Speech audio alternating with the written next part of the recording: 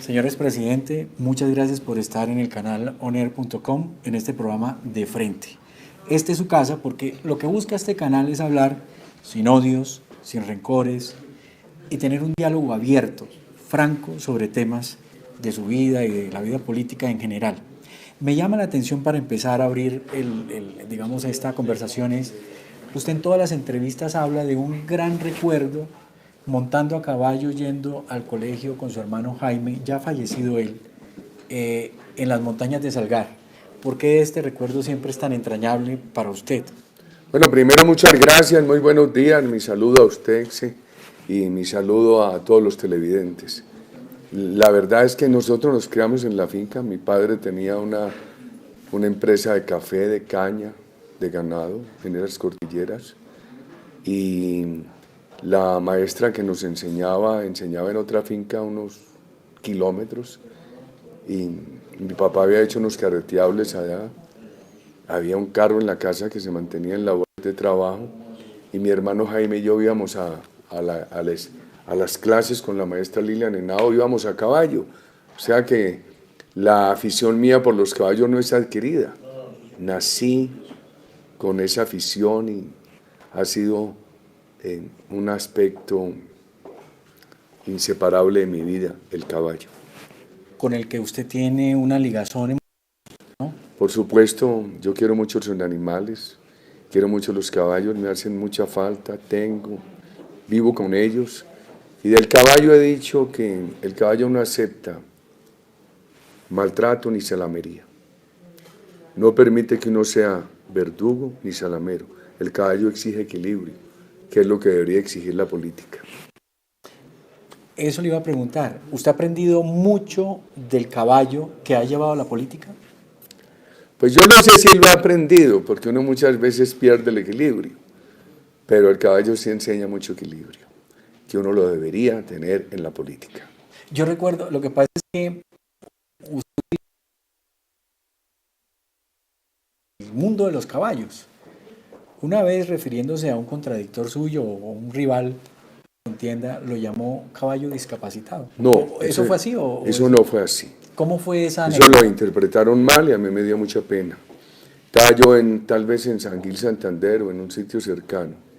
Era ya el final del gobierno y se nos estaba deteriorando la seguridad allí. Dije, por favor, nosotros no podemos proceder como un caballo cansado. Aquí hay que tener todos los bríos hasta el final del gobierno.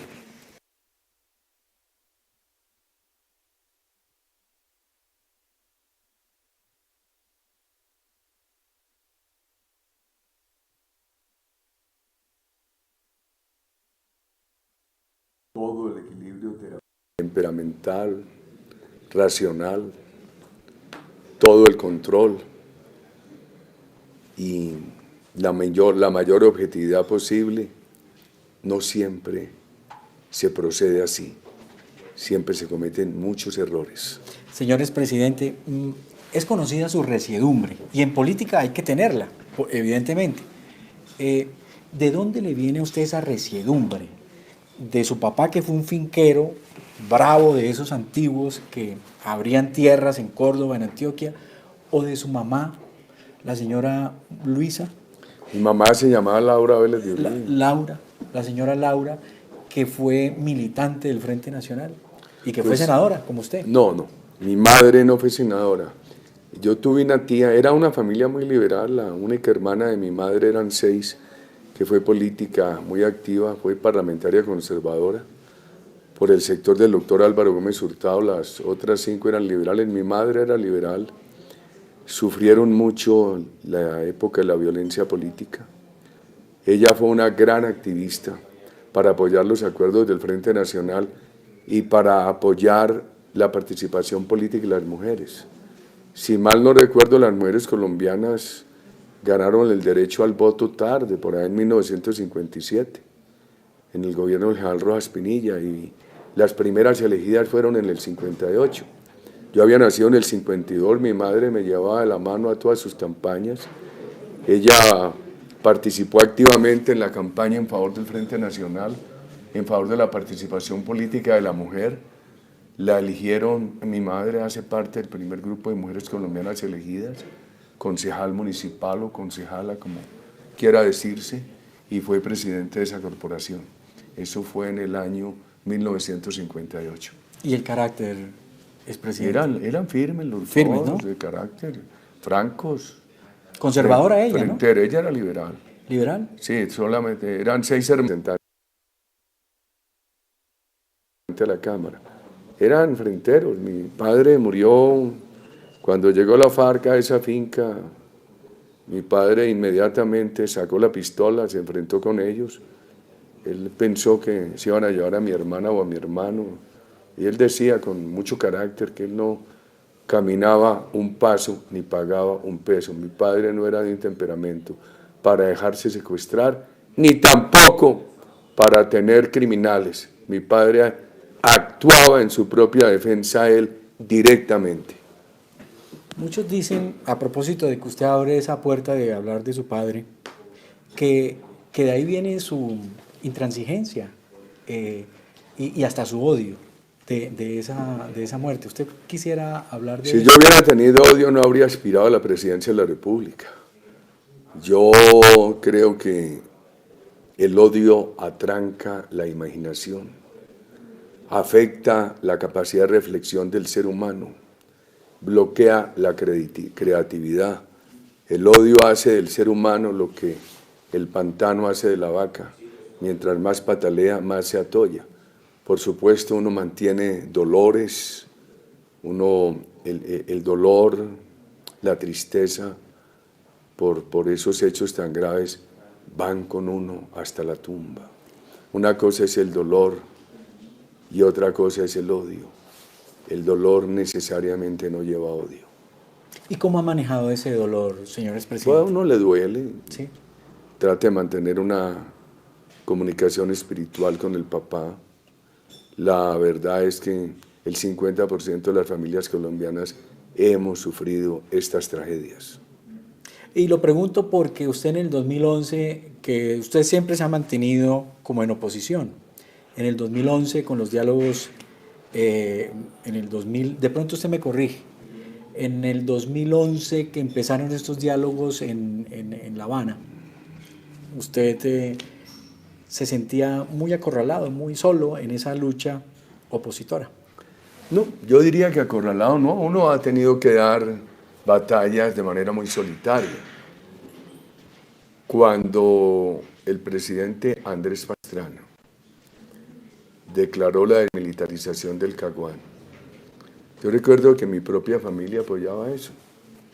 En aquel enero de 1998, cuando quedaron de reunirse en un sitio el presidente Pastrana y Manuel Marulanda, a quien se conocía como Tiro Fijo, y este no llegó.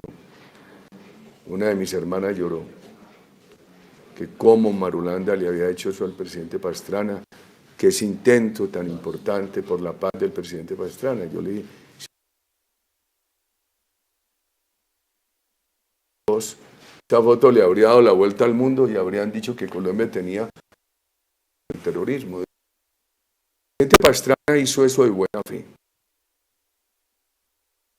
Él cumplió lo que prometió, a diferencia de Santos, que Santos hizo todo lo contrario de lo que prometió.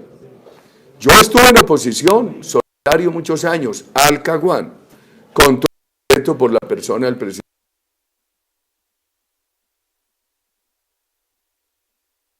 El presidente Pastrana lo hizo de muy buena fe y la guerrilla le aplicó aquello que más tomó de Maquiavelo.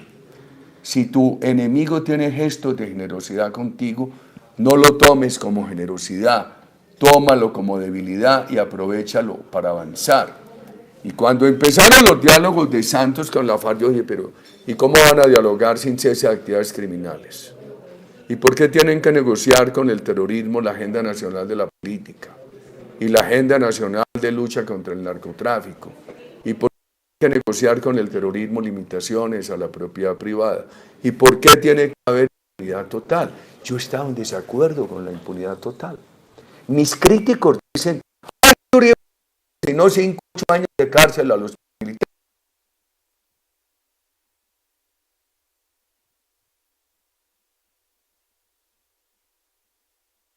Mi pregunta es, entre los crímenes de los unos y los crímenes de los otros. Más aún, la FARC en el delito continúa durante más tiempo. Y la FARC es causa del por la acción de la guerrilla y la falta de acción del Estado. Se fue usted directo a donde yo no quería llevarlo para que lo tengamos No. Cuidados. Expresidente, reclamado la familia a usted en todos estos años de política y de avatares políticos. Pues mi familia ha sufrido mucho, mi señora ha sufrido, los hijos míos han sufrido, mis hermanos. Y ellos sufren preocupación en la casa. Pero finalmente es una familia que me ha apoyado mucho. Yo he podido mantener esta intensa actividad política porque una porción de mis compatriotas y por el apoyo de la familia.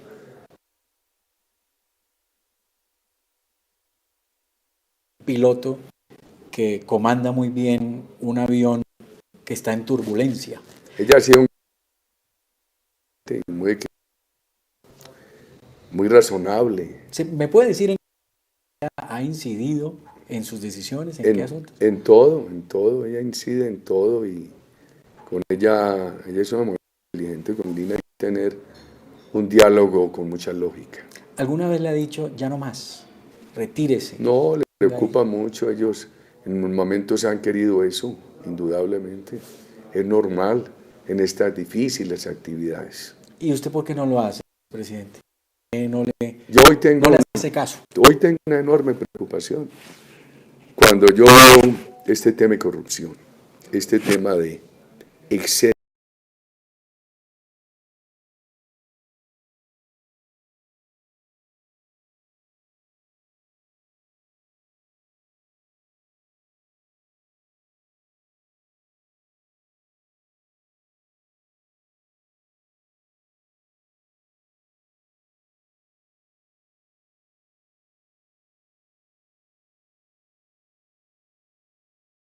hoy se extrañan de que la FARC pueda hacer política con privilegios de elegibilidad, sin una pena seria, incluso sin que le hayan impuesto la sanción y sin que la cumpla.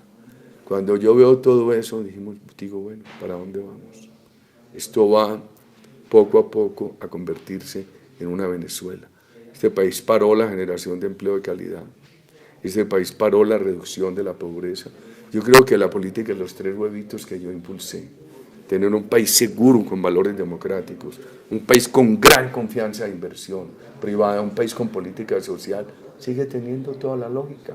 Además, ese diálogo que tuve con el pueblo colombiano, 8 años, a mí me da, pues que usted no dialogó con la FARC.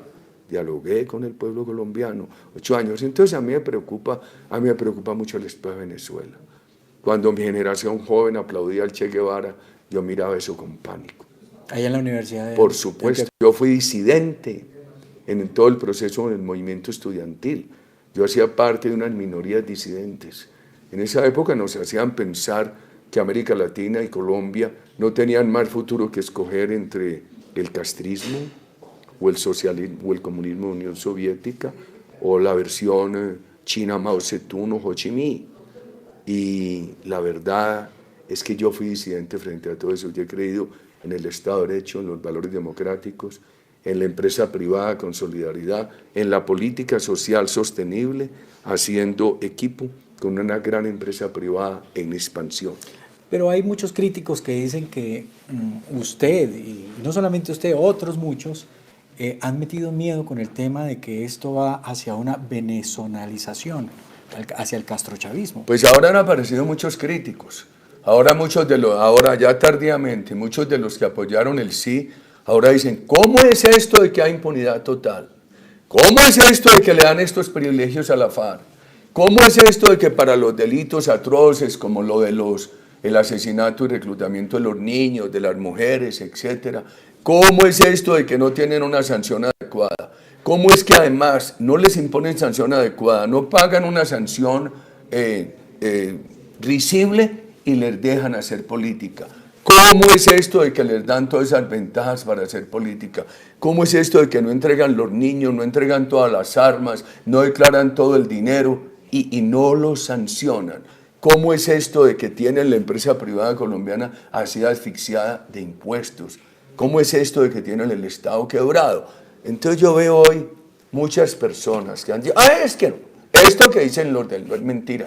Y hoy lo están diciendo muchos de los que votaron el sí. Yo creo que los hechos nos han dado la razón de que nosotros no estábamos diciendo mentiras.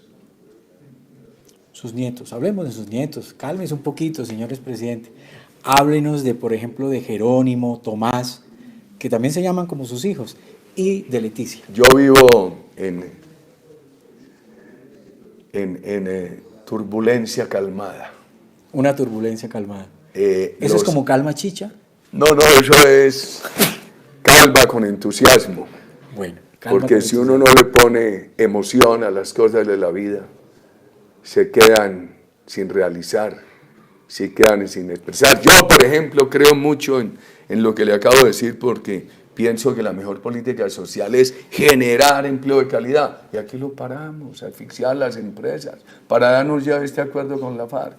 Los nietos míos, hombre, primero poca innovación en mi familia. El hijo de mi hijo mayor se llama como su tío. Su tío llama Jerónimo, el nietecito se llama Jerónimo.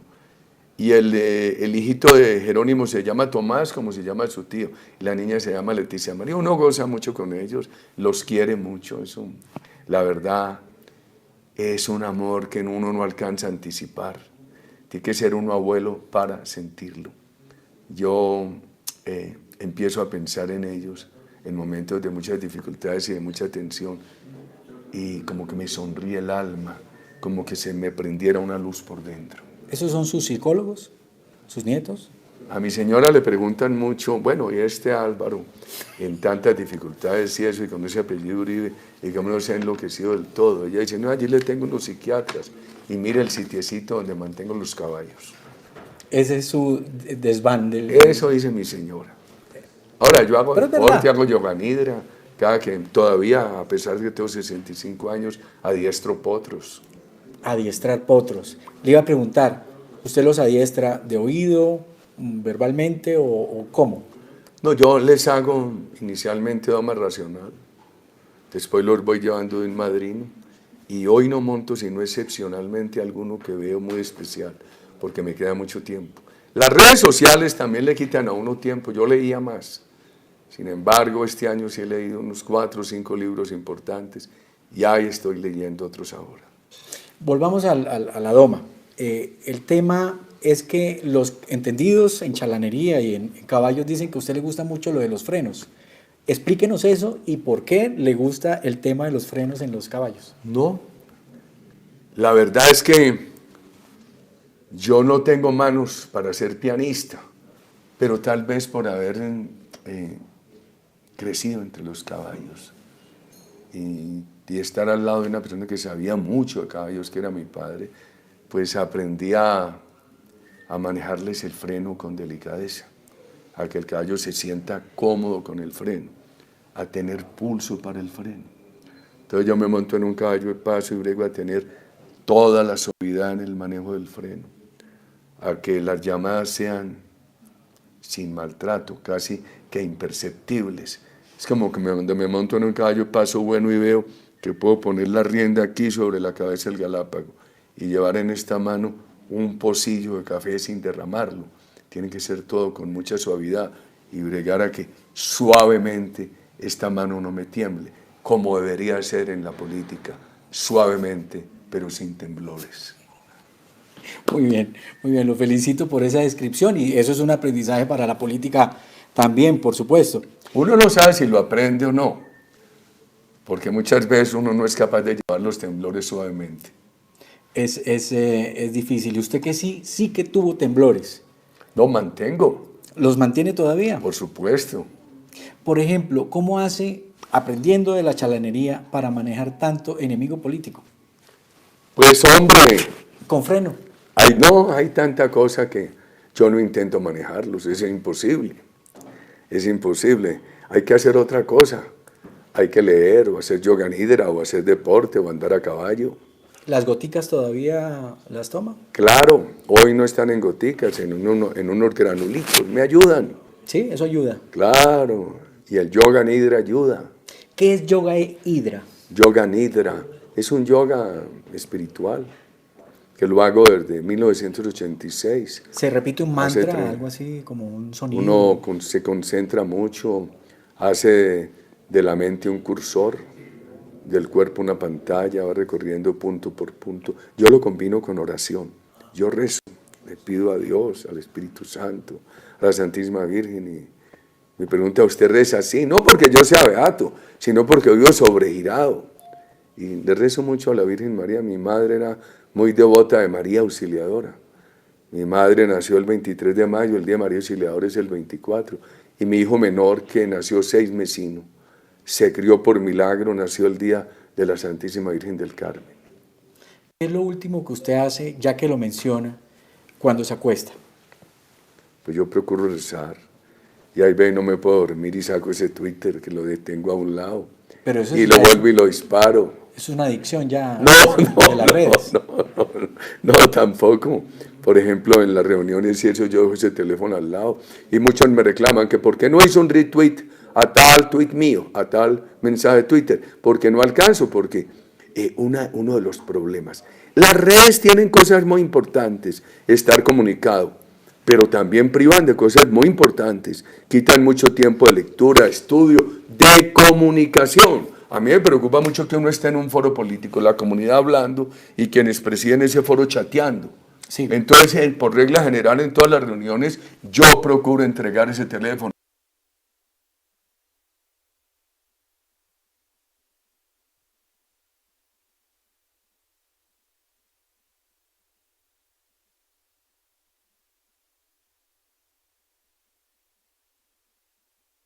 No siempre, no me cuentan, pero no siempre, y no siempre. A todos les respondo. Y saca comunicados largos, larguísimos, con documentos probatorios. Ah, sí, claro, pero no siempre ocurre.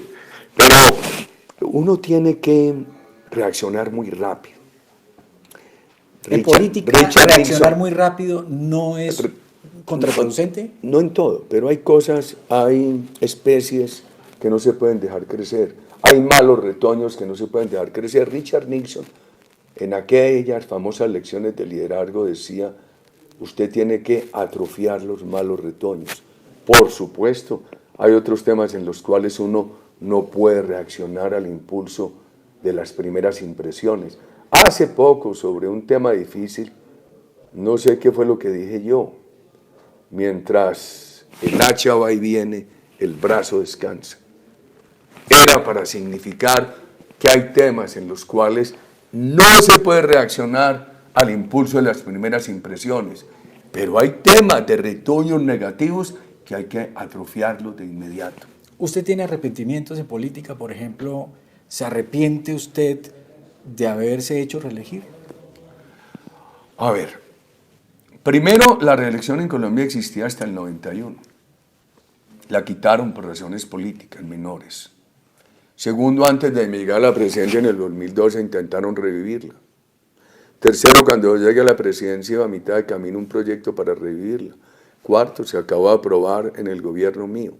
Quinto, la reelección me permitió a mí consolidar la política de seguridad democrática, inversiones, de integración de Colombia a la economía mundial, avanzar mucho en el SENA, en Familias en Acción, adjudicar las principales obras de infraestructura, mostrar que el país iba por un camino sólido, no inestable, de buenas políticas. Porque yo creo que independientemente, en el 2010 Colombia tenía una realidad.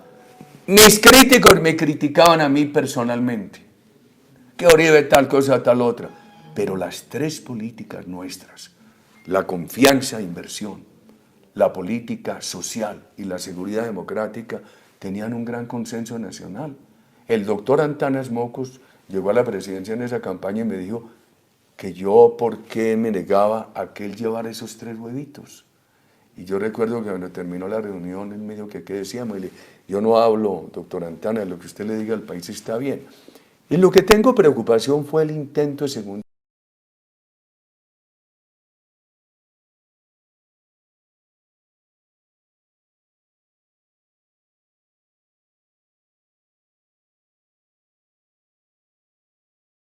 pasada dije en el Congreso muy claramente, a mí revisen mi carrera política, desde que fui concejal de Salgar, Antioquia, cuando tenía 21 años, mi elección al Senado, a la gobernación, a la presidencia. Ahí está bien enfermo el doctor Fabio Echeverry Correa, el gerente de mis 2 campañas a la presidencia, sin platas mal habidas, sin exceder los topes, sin sobornos. Yo he procedido seguramente con mucho defecto y con mucha limitación, pero honorablemente, honorablemente. ¿Usted cómo define el odio y la radicación que se está viviendo en el país? Pues la radicalización. Pues hombre, yo no sé, a uno le da, ay, que van a polarizar. Yo sinceramente creo que advertirle al país que está el Estado quebrado, la empresa privada asfixiada, los salarios han perdido capacidad adquisitiva, proponer un camino diferente al que hay, es polarización. No, es una alternativa que yo creo conveniente para el país. Por ejemplo, nosotros tenemos 5 precandidatos: María del Rosario Guerra, Paloma Valencia, Rafael Nieto, Carlos Holmes, Iván Duque, personas totalmente honorables. Garantía de lucha contra la corrupción, garantía de recuperación de la economía, de bajar drásticamente impuestos, de subir simultáneamente salarios, de darle alivios a la clase media colombiana. Entonces, yo creo que proponer eso, o mostrar preocupaciones por el proceso de paz, hombre, yo no creo que es polarización, eso es mostrarle alternativas al país. Mire, el día que ganó el no, en lugar de salir nosotros con un discurso triunfalista, avasallador, dijimos muchas gracias y queremos un acuerdo nacional. Nosotros no estamos en contra de la paz, creemos que hay que modificar textos de La Habana. Yo le pedí una cita al presidente de la República. Eso lo filmaron y la sacó un canal de televisión mientras yo le hablaba con el presidente y le pedía la cita. Le rogamos en todos los tonos que hicieron las reformas. No quiso. Pero y desconocieron el plebiscito. Ese mes en que se vivió esa reforma que terminó con el Acuerdo de Colón, ¿ahí no hubo un nuevo acuerdo para usted? No hubo un nuevo acuerdo, no hubo una reforma sustancial. Y lo están reclamando ahora. Es que lo que están reclamando ahora muchos de los que votaron el sí nos dan la razón. Por ejemplo, nosotros llegamos a aceptar que aún los delincuentes de delitos atroces, lo aceptamos contra nuestras convicciones, que pudieran ser elegidos, pero después de que pagaron una pena seria, lo que reclaman muchos ahora. Y ni siquiera eso se aceptó. Y ahora a mí me parece un precedente muy grave para la democracia, que el resultado de un plebiscito, además un plebiscito manipulado por el gobierno, en el cual el sí tuvo toda la plata del mundo, todo el apoyo del mundo, metieron al Santo Padre en eso, al gobierno de Estados Unidos, a Naciones Unidas, que el resultado de un plebiscito, que preveían todos que lo ganaba el sí, que lo ganó el no, por una gran responsabilidad de la opinión pública colombiana, lo cambiaran por una proposición del Congreso. A mí me parece que eso es un precedente muy triste para la democracia. Y vamos mal. Mire lo que se discute ahora en el Congreso, el gobierno y la FARC imponiendo que se prohíba el paramilitarismo. Yo digo, prohíban a todos los criminales, porque van a prohibir solo los paramilitares. Además, lo prohibido, si quieren volver a prohibirlo, porque toda conducta criminal está prohibida en Colombia. Si quieren volver a prohibirlo, prohíban todos, pero aquí solamente quieren prohibir el paramilitarismo. Uno de los senadores nuestros decía ayer, entonces no prohíben a la guerrilla, y no prohíben a las BACRIM, y no prohíben todo este narcotráfico. Quiere decir que no van a prohibir el paramilitarismo, sino que van a habilitar a los otros criminales. Esos son temas muy delicados. Entonces uno, ¿cómo no expresa su voz? Ahora la expresamos con razones, la expresamos con argumentos. Expresidente, gracias por esa ilustración, pero volvió y se salió del tema. Yo quiero preguntar cosas más personales, más de usted. Usted no volvió a utilizar los diminutivos. ¿Por qué? Yo no sé. Voy a pensarlo. A ver cómo los volvemos. No, pues sean cosas espontáneas, que brotan espontáneamente. ¿Pero de dónde vienen esos diminutivos? ¿Algún pariente suyo? No, yo no sé. Tal vez Carrasquilla, ese autor costumbrista antioqueño del siglo pasado, yo creo que Carrasquilla nació en los 1800 y estuvo las primeras décadas del siglo pasado en Medellín. Yo creo que los utilizaba mucho. ¿O no es tiempo de diminutivos en estos momentos? Uno no sabe, es que esas cosas, uno no tiene esos dichos prefabricados, surgen espontáneamente. Bueno, para finalizar, usted tiene una baraja nutrida de precandidatos. Están los doctores Carlos Holmes Trujillo, María del Rosario, los doctores Nieto Loaiza, Paloma Valencia y por supuesto El doctor Iván Duque. Iván, por favor, y Oscar Iván Zulaga, que parece que con estos acontecimientos últimos de las 24 horas vuelve a estar dentro de esa baraja o no. Esto es, el doctor Oscar Iván Zuluaga es un hombre gran patriota, un hombre responsable, yo lo quiero mucho, tiene muy buen juicio, que hay un tema resuelto en el Consejo Electoral, pero no en la Fiscalía. Y uno apela siempre al buen juicio de él. ¿Y usted qué piensa con el tema que está resuelto en el Consejo Nacional Electoral? Porque dijo, se archiva, no hay pruebas suficientes para demostrar que hay unos ingresos de Odebrecht en la campaña del doctor Zuluaga, pero sigue la cosa en la Fiscalía. ¿Usted qué piensa de estas? Lo del Consejo Nacional Electoral es muy buena noticia, y toda buena noticia sobre el doctor Oscar Iván Zuluaga genera una inmensa alegría. Lo que dijo el fiscal ayer mantiene preocupaciones. ¿Y usted qué piensa de esas? No, ¿qué pienso de eso? Lo que he dicho. Las buenas noticias del doctor Zuluaga alegran inmensamente, lo de la Fiscalía preocupa. Tenemos 5 precandidatos y el doctor Oscar Iván Zuluaga tiene que... él es una persona muy seria, un gran patriota. Él tomó una decisión gallarda en el mes de febrero, dijo, mientras esto no esté totalmente claro, suspendo mi campaña política. Y entonces tenemos esos 2 hechos, pero yo soy respetuoso, yo no voy a entrar a decir tiene que ser este camino o tiene que ser el otro. Lo cierto del caso es que es un momento muy difícil de la vida nacional y nosotros tenemos que presentar unas alternativas que la opinión pública reciba con todo el agrado. El otro día el doctor Carlos Holmes dijo que se estaba demorando mucho la elección del candidato único del Centro Democrático. ¿Usted qué? Yo creo que los 5 precandidatos tienen que hacer un esfuerzo y acelerar la decisión sobre cuál es la regla de juego para escoger el candidato único. Porque el calendario electoral nos dice que la lista al Senado de la República tiene que estar integrada el 11 de diciembre. Y para ese momento debemos tener candidato único. Porque si el candidato único fuera uno de los 5, sería muy útil que los otros 4 entraran en la lista del Senado. Para finalizar, el Uribe suyo viene del general Rafael Uribe por el lado materno, ¿verdad? Por el lado paterno. Mi madre era Vélez Uribe. Ella le decía a mi abuelo paterno que él era de los blancos de Rafael y ella era de los negros del Indio Uribe. ¿Y ahí viene la enjundia suya de ese general? Pues hombre, uno debería bregar a tomar de un hombre tan valioso en la historia de Colombia sus virtudes. Yo creo tener muchos defectos, mi virtud es que soy constante y quiero a la patria, siento afecto y preocupaciones por la patria. A ratos me pregunto, pero si yo fui presidente de la República 2 veces, ¿por qué estoy como que no lo hubiera sido en esta batalla?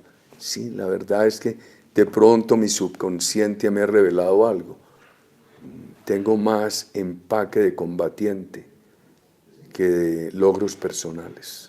Pero parece una moda en América Latina de los presidentes yéndose al Senado. Por ejemplo, acaba de irse al Senado Cristina Kirchner. En Argentina no ha sido extraño, Menem también.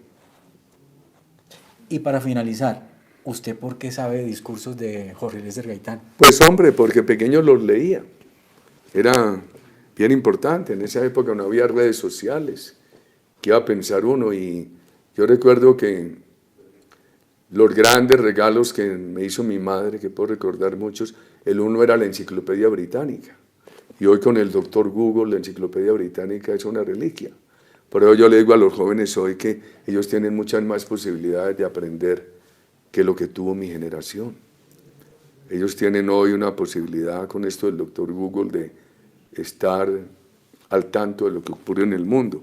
Y mi madre me regalaba la colección de long plays de la época, donde estaban también algunos de los discursos del doctor Jorge Eliezer Gaitán. Y yo oía y leía eso con mucho entusiasmo.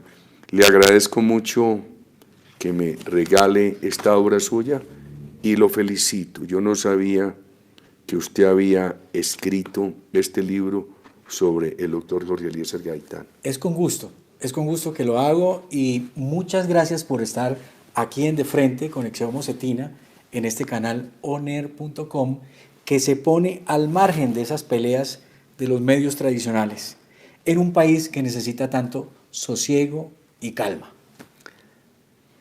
Pero le advierto que invitó al menos indicado, porque el menos indicado se mantiene en sosiego, pero no en calma. Es una turbulencia sosegada. Al canal ONER, a usted, Xiomara Mocetina, a todos sus compañeros, muchas gracias. Y a los televidentes, muchas gracias por su paciencia. Y voy a ir leyendo este libro poco a poco. Entonces, muchas gracias. A la carga. Lo imitaba mucho mejor el doctor Horacio Serpa que yo. Pero oyendo hablar a Carlos Holmes, tiene unos destellos gaitanistas en su oratoria de gran importancia. Bastante. Además le ayuda esa voz gruesa, sostenida, que nunca se le quiebra. Bueno, muchas gracias por venir. Muchas gracias. Presidente, gracias. Hombre, muy amable, le agradezco mucho. Gracias, señor. Me les voy a cumplir en el